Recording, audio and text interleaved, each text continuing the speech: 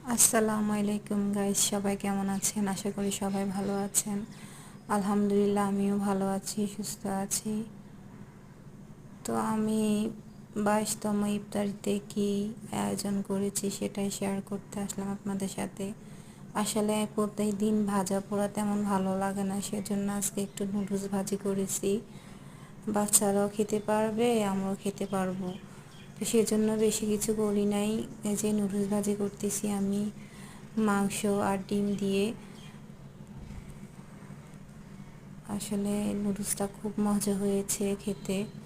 তো আপনারা বাসায় এভাবে করে ট্রাই করবেন। নুডলসটা খুব মজা হয়েছিল। তো সবাই আমার চ্যানেলটার পাশে থাকবেন, আমাকে সাপোর্ট করবেন, লাইক কমেন্ট শেয়ার করবেন। তো কে কোথায় থেকে ভিডিওটা দেখতেছেন অবশ্যই কমেন্ট সেকশানে জানাবেন। আপনারা আমার ছোট চ্যানেলটার পাশে থাকবেন, আমাকে সাপোর্ট করে যাবেন।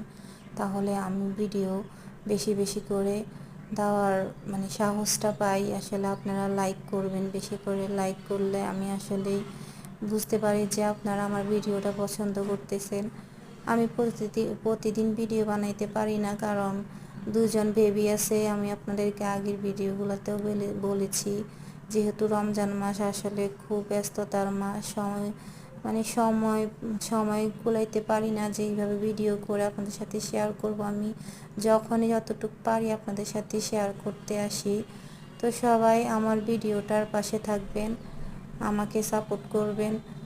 আমি আপনাদের মতো অনেক বড় ইউটিউবার হতে চাই।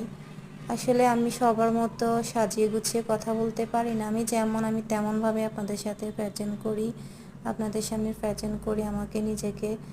তো সবাই অবশ্যই আমার ভিডিওটা কেমন হয়েছে। সবাই আমার ভিডিও জুড়ে থাকেন, আমার ছোট চ্যানেলটার পাশে থাকেন। আমিও সবার মতো এরকম ইউটিউবার হতে চাই।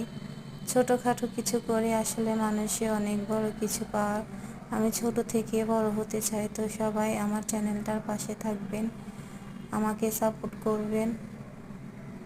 এই যে আমার নুডলসটা ভাজা হয়ে গেছে, শেষ পর্যায়ে মশলাটা দিয়ে আমি নামিয়ে নেব।